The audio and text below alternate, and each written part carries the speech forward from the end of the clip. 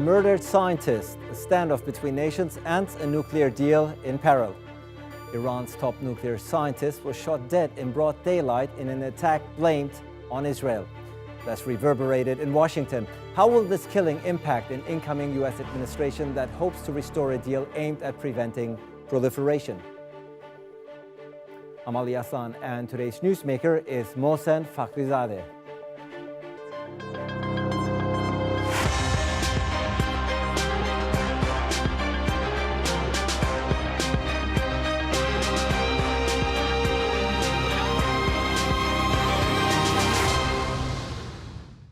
The assassination of Iran's leading nuclear scientist has been condemned by many nations as a criminal act that threatens peace in the region. This heightened tension complicates the chances that Tehran and Washington will be able to return to the 2015 nuclear deal. It will be a major test for the incoming Biden administration, but it's a task that U.S. Secretary of State Mike Pompeo says Biden's team is smart enough to deal with. But he warns the next commander-in-chief to maintain the pressure on Iran. We all have an obligation to make sure that the terror that they have foisted upon the world for these last years since at least 1979 is no longer rewarded with billions of dollars from the United States and Europe. That would be the wrong direction to take. And I hope that the world will see that and continue to put pressure on Iran to do the simple thing of behaving like a normal nation. At any moment, as soon as the 5+1 or the 4+1 return to all their commitments, we will also return to all the commitments we have made.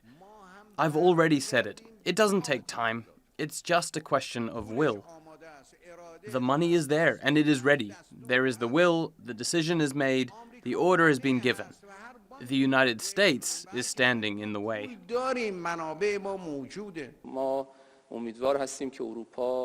We hope Europe knows its place, knows its capacities, and considers the highs and lows of relations.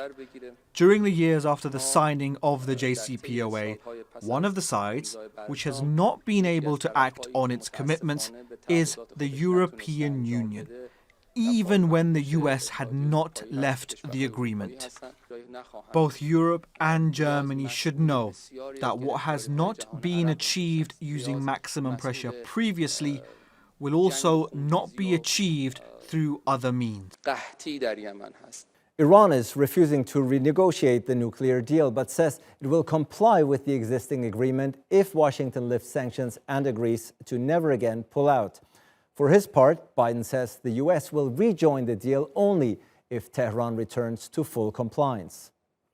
Meanwhile, the world waits to see how Iran will retaliate for the killing of Mohsen Fakhrizadeh.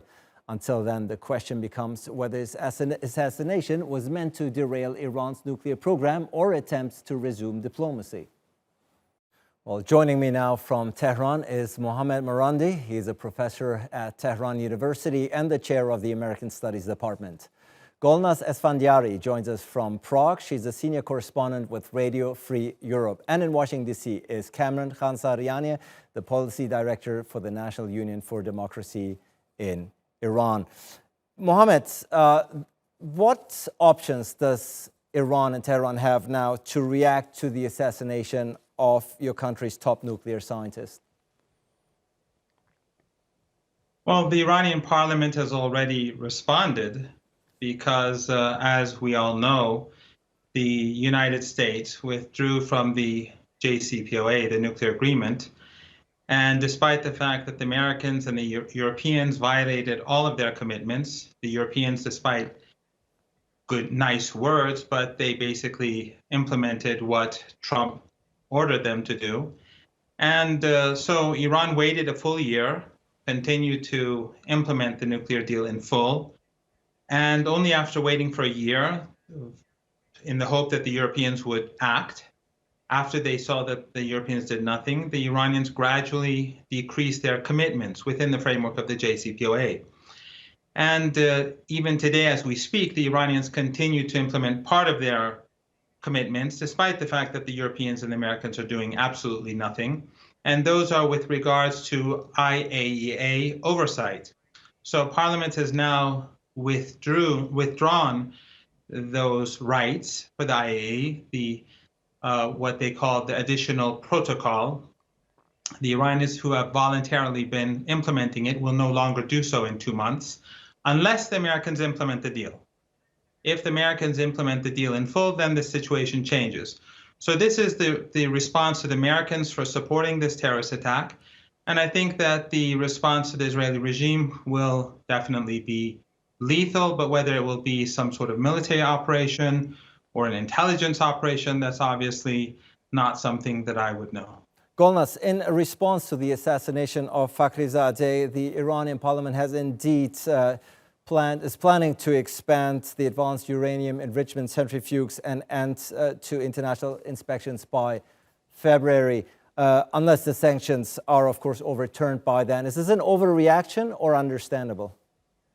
First of all, it's important to know that the plan, the legislation by the Iranian parliament has not been signed yet by President Rouhani.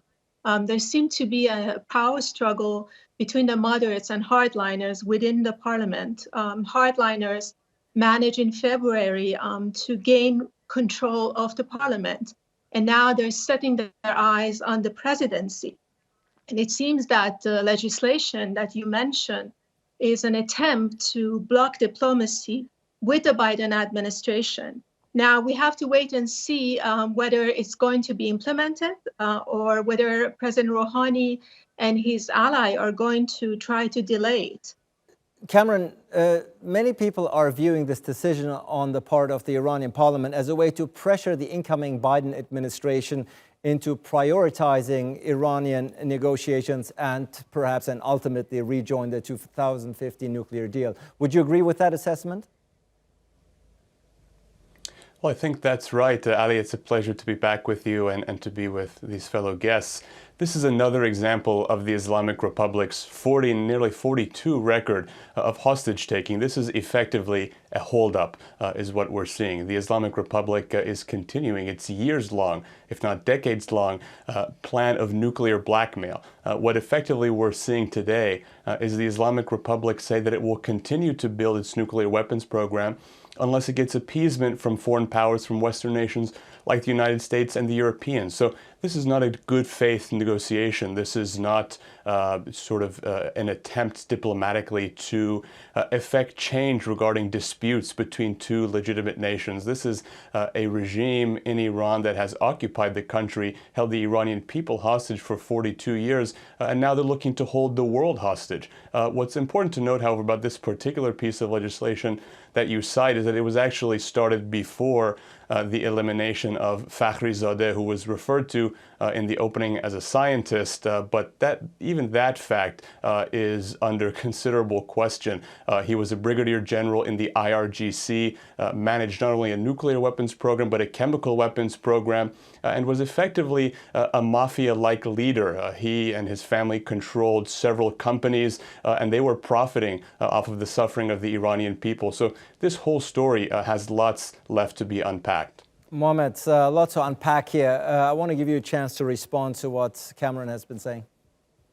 I don't need to respond to that nonsense. It's obviously your guest is working for the Americans. The important thing, though, getting back to the serious issues, is that the Iranian administration and parliament, and this is, of course, not a power struggle. I mean, if you call the U.S. presidential election or parliamentary elections or congressional elections in the United States a power struggle, then you can call it a power struggle in Iran too. You can't call it in Iran one thing and in the United States or in Europe another thing. But the parliament in Iran passed a law because of the murder and terrorist attack carried out against Dr. Fakhrizadeh. And that law will basically give Biden the opportunity to immediately go back to the JCPOA. And the administration will abide by Parliament's law. It doesn't matter if Dr. Rouhani signs it or not. It will go into law. That's not the issue. So if Biden is sincere, and the Iranians are giving him that opportunity to show that he is sincere, if he is sincere, then he will go back to the nuclear agreement. And he can reverse all of Trump's sanctions simply by presidential decrees. And his lawyers right now can be sitting down to prepare those presidential decrees so that Trump's sanctions could be reversed. So if Biden is serious, he will do that. And then the Iranian law will not be implemented. But if Biden wants to play games, or if his team wants to play games and use Trump's sanctions as leverage, then the law will be enacted. In other words, the Iranians will say, okay, so from up to now, you have not been abiding by your commitments, and we are still abiding by some of our commitments. We will no longer do that. We'll level the playing field, and then the Americans will know that we're very serious. So this is quite clear. And this is, of course, the Americans that have broken international law. They've committed an assassination. The Israelis with the green light of Washington, as we saw from Trump's retweets, as well as the New York Times reports from senior American officials. The Americans were clearly on board, and the MEK terrorist organization was probably a part of this triangle, because that's the role they played in the previous assassinations a decade ago, where 4 other Iranian scientists were murdered. Right. So the Americans and the Israelis carry out terror, they violate human rights, and they impose sanctions against ordinary Iranians. They left the agreement. Now the Iranians are saying, Mr. Biden, if you are serious, then go back to the agreement. If and when Joe Biden is serious, Golnaz, of course, President-elect Biden and his team are on record saying that they viewed the Trump withdrawal from the Iranian nuclear deal as a mistake. How hopeful are you? What do you think is going to happen after January 2021?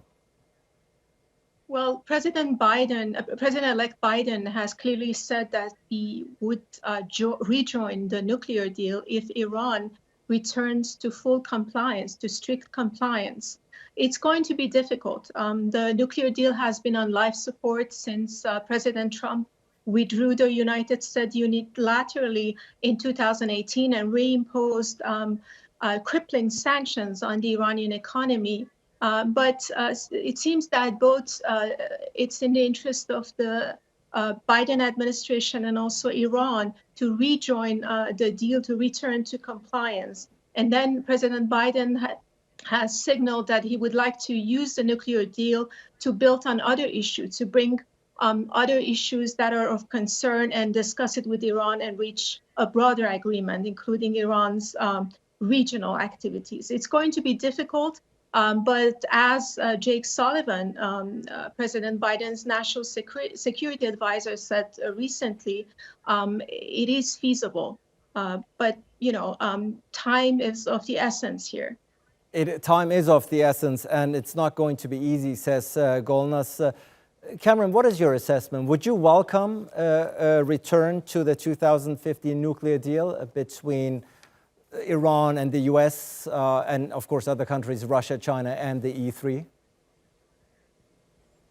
Well, absolutely not, Ali. I think anybody who looks at this issue realistically, be they in the United States or be they in Europe, for example, this week we had comments from the German Foreign Minister Heiko Maas saying that if the Europeans and the Americans were to return to this deal, it would require further concessions from the Islamic Republic, for example, on its ballistic missile program, for example, on its involvement in the Middle East. Effectively, what it has done is turned several parts of several countries into caliphates of the Islamic Republic. You have seen the Islamic Republic leading a genocide in Syria. Now, Mr. Marandi refers to human rights violations. He refers to brutality and to evil. I would remind him that just 1 year ago, the regime, the Islamic Republic, slaughtered between 1,500 and 8,000 protesters who came out into the streets. This was done, Ali, under a total internet blackout. So he's attempting to conflate or establish some moral equivalency between democratically elected governments like the United States, like the United Kingdom, France, and Germany, with the Islamic Republic that has been ruled by one man for the past 30 years, which has fake elections. We'll see another round of those fake elections in June. So the propaganda that's being repeated here is really leading your viewers astray. If we want to talk about human rights violations, we'll talk about Ahmad Reza Jalali, who is a real scientist, who is in jail on death row in Iran right now for refusing to spy for the Islamic Republic. If we want to talk about human rights violations, we'll talk about Ruhollah Zam, who is a journalist who is about to be executed in the Islamic Republic right now. Those, Ali, are the real human rights violations. And any administration, be it in the United States or in Europe, that would attempt to return to a now 5-plus-year-old deal, which does not take into account events of the past 5 years, including 2 massive uprisings by Iranians against this regime, the regime's continued involvement in terror in the Middle East, would simply not be acting strategically or smartly. Mohammed, aside from the US, of course, Russia, China, and the E3, Israel and the Gulf states are also saying they should have a stake in upcoming negotiations. They should have a seat at the table. That's something I would reckon you're not exactly in favor of. Well, that's not going to happen, of course. The nuclear deal is a nuclear deal, and we signed the nuclear deal, and Iran gave significant concessions. And the other side agreed to the deal. And it was the other side that violated it. So the only way forward is for the Americans to implement the deal in full. And we have to remember that under Obama, the United States never implemented the deal in full. This time around, the Iranians are saying you have to implement the deal in full. No more games. So there's nothing to negotiate until the deal is fulfilled in full by the Americans and the Europeans. And with regards to human rights, I think that's, this sort of talk is more for comedy hour. The United States destroyed Afghanistan with Saudi Arabia in creating Al-Qaeda there and the extremists there. They got blowback on 9/11 for what they did. They destroyed Libya. They destroyed Yemen with the Saudis. The Americans, the same Sullivan, who one of your guests alluded to, in an email, I think it was this Sullivan, in February 2012 to Hillary Clinton, said that in Syria, everything, Al-Qaeda is on our side. So the role of the United States in Syria, the role of the United States in Iraq, when the United States gave Saddam Hussein and the Europeans, the Germans, the French, the British, and the Americans gave Saddam Hussein chemical weapons to use extensively. I survived 2 chemical attacks during the war. And the people who gave Saddam Hussein those chemical weapons are still in European parliaments, are still in the American Congress, and they're still in the corridors of power. Right. So when Europeans and Americans talk about human rights right. in our part of the world, or even in their part of the world, as we see with Assange, I don't take it seriously. Right. But at the end of the day, the only way forward for the United States is for Biden to go back to the deal that his president, Obama, accepted. He was the vice president of Obama. If the Americans fully implement it, the Iranians will fully implement it. If the Europeans fully implement it, the Iranians will. So Parliament, the president, the foreign minister, all of them are united on one thing, that the nuclear deal, whether Iranians like it or not, with all its positives and negatives, the Iranians have accepted it. It was negotiated for years. Right. If the other side implements it, we'll implement it. If they don't, there's no deal. Golnaz, let's talk about sanctions. All the sanctions have been implemented against Iran in the previous years. They did not really hurt the political branch, did they? It's more the people on the streets, the citizens of Iran. Is it not that case? Well, the whole establishment is under pressure. These are really very tough sanctions. They're unprecedented. They have crippled the economy. The country's economy is in dire straits. And yes, of course, the people, ordinary people, are hurting as the result of sanctions. Prices of goods are astronomical. There are no banking ties with the world. So people who have their children studying, for example, outside in the country cannot send them money to pay for their fees. It's very difficult for the whole country is under pressure as the result of sanctions, and that's the reason why Iran needs to return into strict compliance, and Iran is interested in rejoining the deal and in diplomacy. Iran needs the deal. Iran needs to return to this nuclear deal. And certainly the pandemic and COVID-19 has also, on top of the sanctions, has had... Absolutely. Iran is experiencing the worst outbreak of COVID-19 in the Middle East. the death toll, official death toll, is over 50,000 people. And it's believed, even Iranian official, a health ministry official, that the real number is double that. So it's probably one of the highest death toll in the world from COVID-19. And this has also added pressure to the economy. Cameron, Golnaz says Iran desperately needs a deal to alleviate the suffering of its people, the economic suffering first and foremost. Under what circumstances would you agree to a deal? What would be your blueprint to a fair and lasting solution? Well, the Islamic Republic desperately needs a deal to alleviate its own suffering. This regime has been put under immense pressure. Before I answer your question more directly, Ali, I'd like to just respond to what Mr. Marandi said. When I bring up the massacre of Iranians last November in the Aban uprising, he refers to it as comedy hour. When I refer to the genocide committed against Syrian men, women, and children, he refers to it as comedy hour. So this is the sort of propaganda we're accustomed to from officials of and affiliates of the Islamic Republic. And of course, when it comes from Mr. Marandi, we can take it quite seriously as he's quite close to the regime. But to answer your question more directly, Ali, a blueprint for a reasonable and appropriate deal between the West, specifically the United States, where I am, and the Islamic Republic would be quite simple. It would be one that addresses all issues on the table. It would not merely focus on the nuclear issue. It would not merely allow the Islamic Republic to use nuclear blackmail to hold the world hostage. It would also address its regional meddling. It would address the Syrian genocide, which I've referenced several times, the products and the weapons in which many of which were produced by Sepand, which was run by Mr. Fakhrizadeh.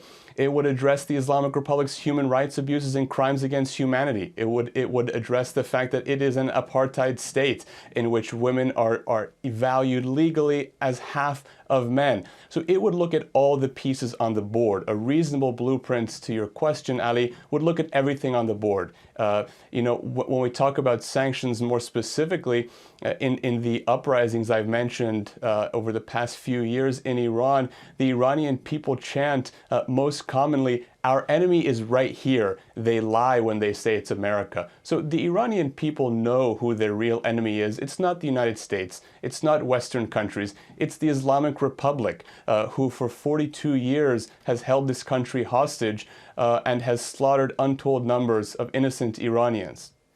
Well, unfortunately, we're out of time. We have to leave it at there. But Mohammed, unfortunately, we have to go. No, I have to respond to that. Just Otherwise, I won't come 20 on TRT seconds. again. 20 seconds, please. First of all, he's lying about the numbers. Second of all, he supports sanctions, so he's a part of the brutality of the American regime. And I have the WikiLeaks document on Syria, where, in fact, Jack Sullivan wrote to Clinton, according to WikiLeaks, in February 2012, that al-Qaeda in Syria is on our side. So I don't think it's very honest for an American guest to speak about human rights when it comes to Iran, when they support sanctions, and when they supported al-Qaeda. Well, unfortunately, we cannot overcome this difference. Speaking of al-Qaeda, the Islamic Republic was hosting one of the top al-Qaeda leaders, and he was killed there recently. I wish we had more time to overcome these differences at this particular point. As it is, unfortunately, we have run out of time. Mohammed, Golnaz, and Cameron, thank you so much for joining us for this spirited debate and providing some background into what lies ahead, what may lie ahead in a future possible nuclear deal between the US and Iran. Thanks out there for watching. Hope to see you again next time.